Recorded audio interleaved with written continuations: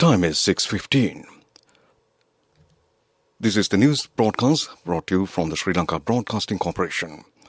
The news is edited by Dulmin Samarasinghe and read by Ramesh Piris. First, the headlines. Britain issues UK's continuous cooperation to Sri Lanka. Iran pledges continued assistance to Sri Lanka. The central bank withdraws the mandatory requirement to convert service export receipts and proceeds. A proposal made to establish international universities to earn foreign exchange. Issuing of fuel for harvesting activities will be streamlined. The landslide-affected Muskelia Sripada-Nalatania road will be kept closed further. In news overseas, explosions rock Russian base in Crimea. In sports, inaugural 60-plus Cricket World Cup tournament will be held in Australia next month. Now the local news in detail.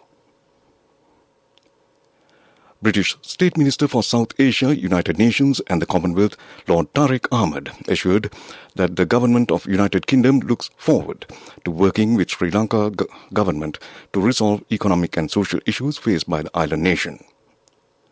In a telephone conversation with Prime Minister Dinesh Gunawardena today, he exchanged details on the issues faced by Sri Lanka. Prime Minister Gunawardena briefed him about economic, social and political challenges and the government's short-term, medium-term and long-term steps to solve them and bring relief to the people.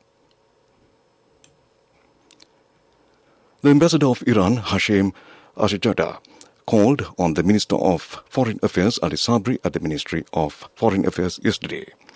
The Foreign Minister referred to the long-standing cordial relations and briefed the Ambassador on the economic downturn that Sri Lanka is encountering at present and tangible measures so far taken by the government to stabilize the situation. Ambassador Hashem Ashejada emphasized the importance of the Sri Lanka-Iran bilateral relationship and assured the continued assistance of the Republic of Iran to Sri Lanka. The central bank has withdrawn the mandatory requirement to convert service export receipts and proceeds that are received in Sri Lanka on or after 12th August 2022. The service exporters may use their export proceeds to repatriate for the permitted purposes. The mandatory requirement to receive proceeds of service exports to the country within 180 days from the date of provision of services remains unchanged.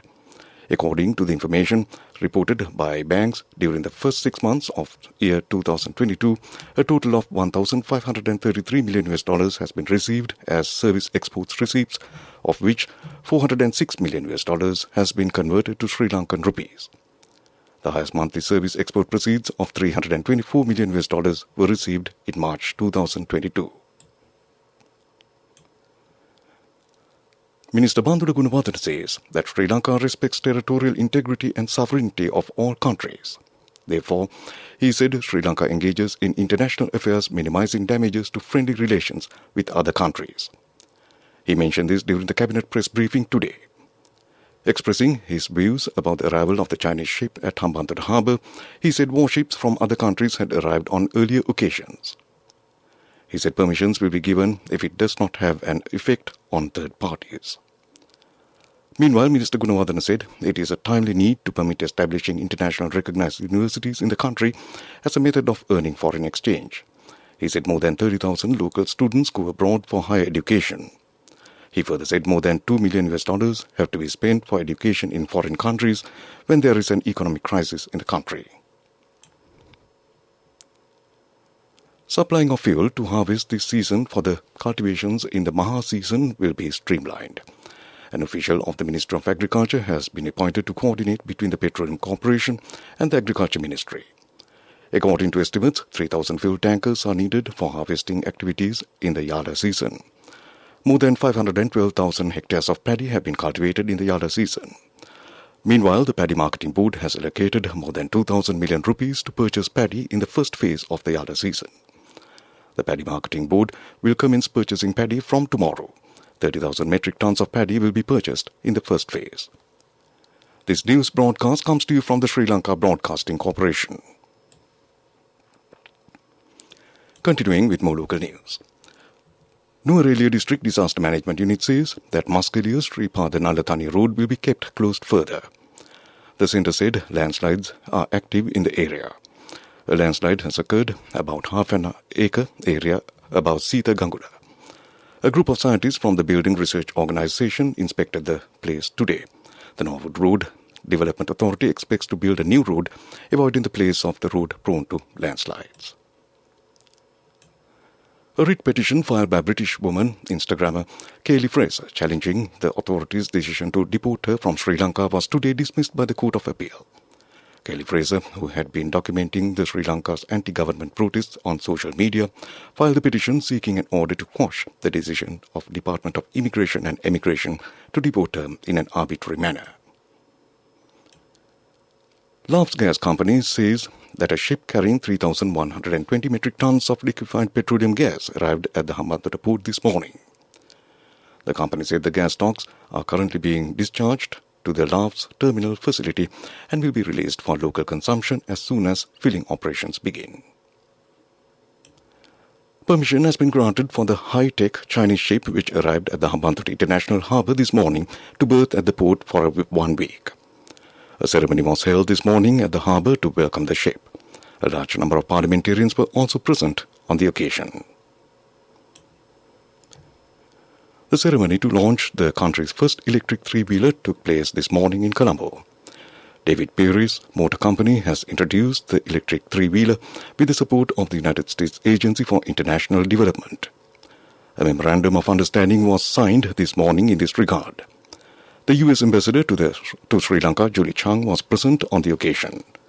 Minister Kanchan Wijayasekara pointed out it is an essential change for the local energy sector. And that ends local news. The main news story is brought to you by Siddhalepa Vedamahatmya. Moving on to the main news story, Health Minister Kelly Rambukwala says the plan to produce 40% of the medicines needed by the country is being implemented. The minister said this during a program held at the State Pharmaceutical Manufacturing Corporation in Ratmalana on the occasion of the release of 3 new medicines to the market. Levothyroxine for thyroxine deficiency, omeprazole capsules for preventing gastric acidity, and mefenamic acid tablets for pain relief were officially released to the open market yesterday. And that came to you in the main news story. The main news story was brought to you by Siddhalepa Vedamahatmya. Watch Life is brought to you by A Strength to Your Life. CIB Janajaya Vasana has commenced. Valuable gifts and all bills are on 31st of October. Come to CIB today. In Watchlight this evening, Cabinet approval has been granted to establish the Institute of Chartered Journalists of Sri Lanka for professional journalists, aiming to enhance the professionalism of the journalists employed in the mass media industry. The steering committee, presided by the Secretary of the Ministry of Mass Media, has already prepared the draft for preparing the arrangements in relation to the establishment of the institution. And that came to you in Watchlight. A bulletin of world news is next. A Strength to Your Life. CIB Janajaya Vasana has commenced. Valuable gifts and all bills are on 31st of October. Come to CIB today. Moving on to the world news bulletin, first the headlines. Explosions rock Russian base in Crimea. Chinese internet giants hand logarithm data to government.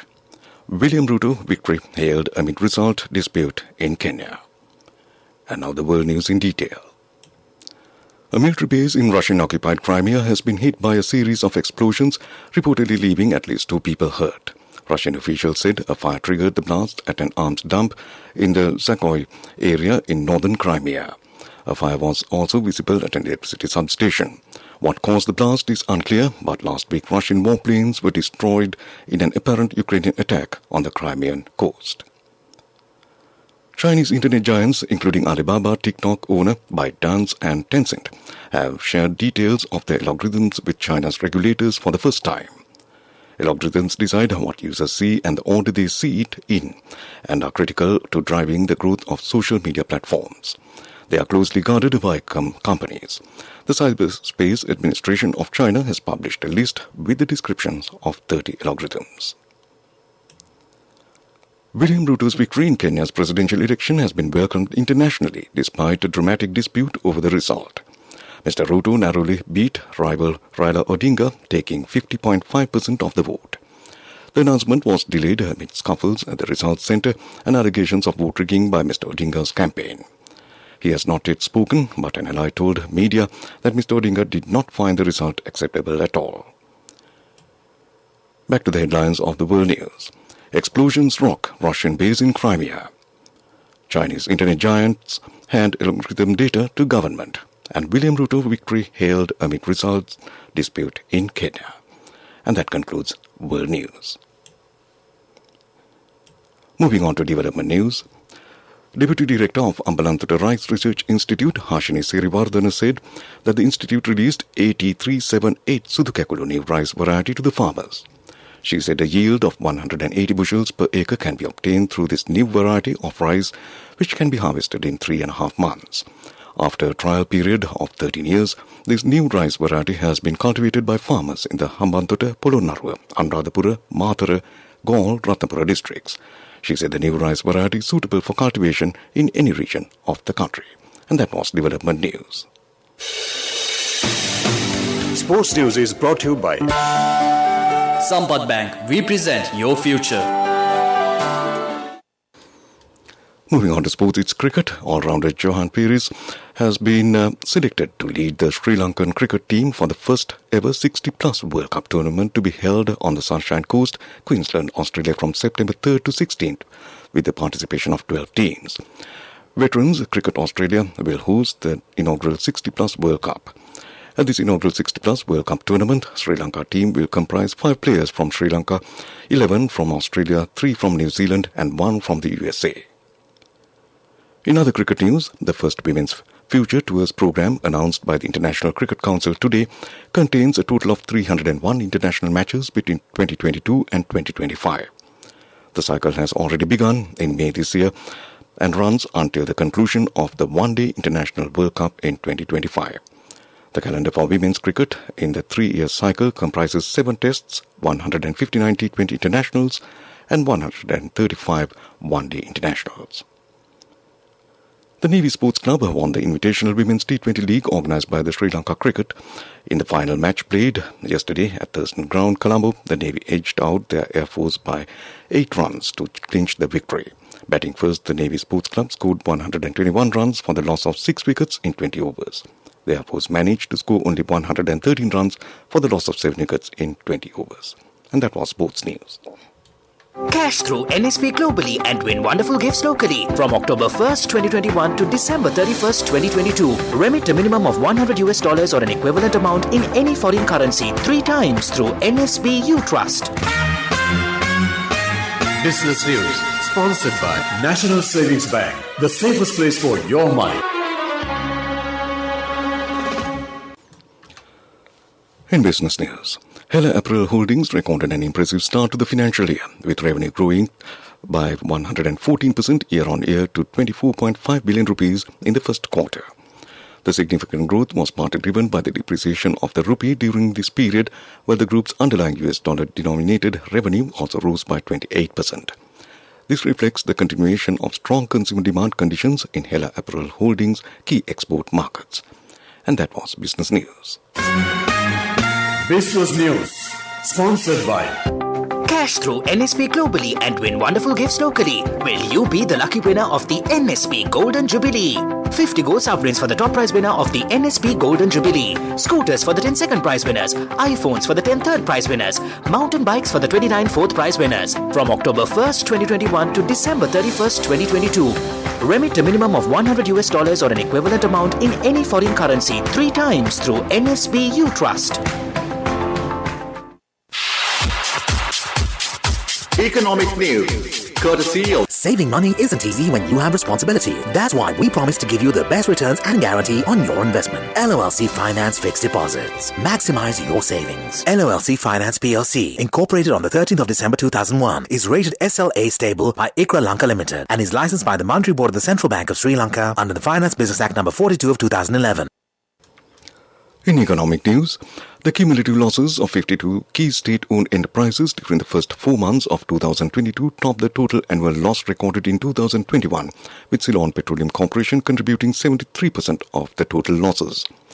Accordingly, publicfinance.lk during the first 4 months of 2022 2 reported that 860 billion rupees of cumulative losses of 52 key state-owned enterprises outweighed the annual loss of 86 billion rupees in 2021 and 34 billion rupees profit reported in 2020.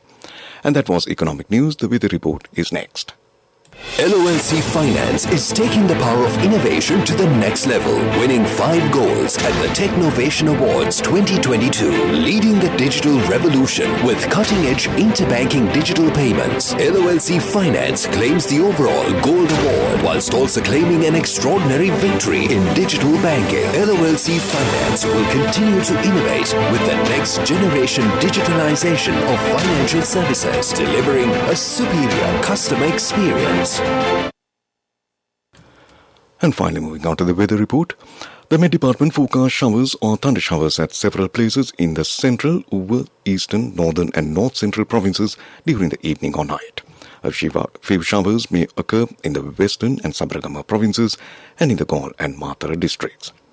And that was the weather report. And to end this news broadcast, a recap of the main news headlines. Britain assures UK's continuous cooperation to Sri Lanka. Iran pledges continued assistance to Sri Lanka. The central bank withdraws the mandatory requirement to convert service export receipts and proceeds. A proposal made to establish international universities to earn foreign exchange. Issuing of fuel for harvesting activities will be streamlined. Landslide affected Maskalia Sripada Nalatani Road will be kept closed further. In news overseas, explosions rock Russian base in Crimea. And in sports, it's cricket. Inaugural 60-plus Cricket World Cup tournament will be held in Australia next month. And that concludes this news broadcast from the Sri Lanka Broadcasting Corporation.